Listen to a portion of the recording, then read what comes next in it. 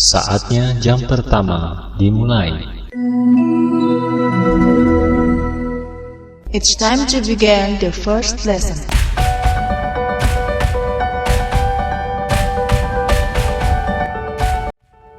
Pergaulan berasal dari kata gaul.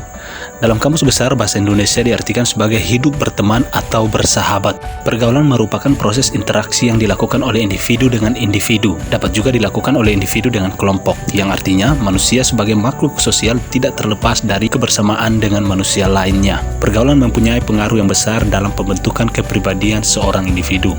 Sehat dalam Kamus Besar Bahasa Indonesia diartikan sebagai baik seluruh badan ataupun bagian-bagiannya, atau terlepas dari rasa sakit. Sehat adalah suatu kondisi di mana segala sesuatu berjalan dengan normal dan bekerja sesuai fungsinya.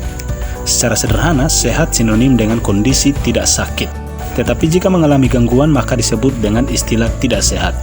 Pengertian sehat menurut WHO atau Organisasi Kesehatan Dunia adalah suatu keadaan yang sempurna baik fisik, mental, dan sosial, tidak hanya bebas dari penyakit atau kelemahan. Sehat menurut WHO terdiri dari suatu kesatuan penting dari 4 komponen dasar yang membentuk positive health, yaitu sehat jasmani, sehat mental, sehat spiritual, dan kesejahteraan sosial.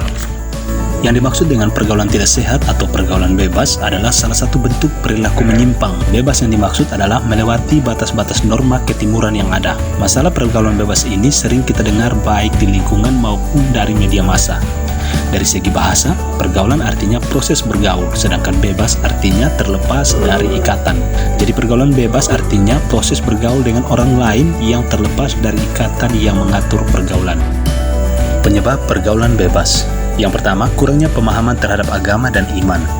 Agama dan keimanan merupakan landasan hidup seorang individu. Tanpa agama, hidup mereka akan kacau karena mereka tidak mempunyai landasan hidup. Agama dan keimanan dapat membentuk kepribadian individu. Dengan agama, individu dapat membedakan mana yang baik dan mana yang tidak. Pada remaja yang ikut ke dalam pergaulan tidak sehat ini biasanya tidak mengetahui mana yang baik dan mana yang tidak baik. Yang kedua, penyebab perubahan zaman. Seiring dengan perkembangan zaman, kebudayaan pun ikut berkembang atau yang lebih sering dikenal dengan globalisasi. Remaja biasanya lebih tertarik untuk meniru kebudayaan barat yang berbeda dengan kebudayaan kita, sehingga memicu mereka untuk bergaul seperti orang barat yang lebih bebas. Penyebab yang ketiga, kesenjangan. Kesenjangan ekonomi, pertunjukan kemewahan di media massa memungkinkan seseorang remaja terpicu untuk ikut bermewah-mewahan tanpa melihat kemampuan ekonominya. Akibatnya, tidak jarang yang menempuh jalan tidak baik guna memenuhi kebutuhan mewahnya. Sebagian remaja Indonesia masih banyak yang memiliki pandangan bahwa orang tua mereka ketinggalan zaman dalam urusan orang muda. Remaja cenderung meninggalkan orang tua dalam menentukan bagaimana mereka akan bergaul. Yang keempat, penyebab kurang kontrol. Berkurangnya kontrol terhadap remaja dapat menjadi lepas kontrol, sehingga tidak jarang sesuatu sudah terlambat. Remaja menganggap bahwa masalah pergaulan adalah urusan anak muda. Nanti orang tua akan campur tangan ketika telah terjadi sesuatu. Padahal, ketika sesuatu itu telah terjadi, segala sesuatu sudah terlambat. Tanda-tanda pergaulan sehat. Yang pertama, berakhlak mulia, senantiasa memiliki prasangka baik, pemaaf, jauh dari rasa iri dan dengki, memiliki sifat malu, berusaha menepati janji, sopan dalam bertutur kata, selalu senyum dan mengucap salam dalam bertemu, selalu mengingat pada kebaikan, mengunjungi teman yang sedang terkena musibah, membantu teman yang kesusahan, memberi nasihat baik, dan tidak membicarakan aib teman atau saudaranya.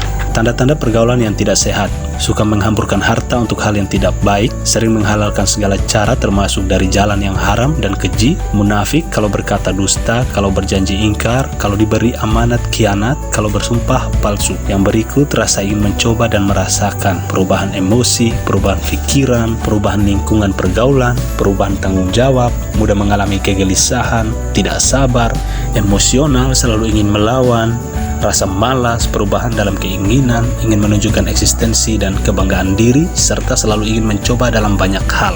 Dampak pergaulan tidak sehat.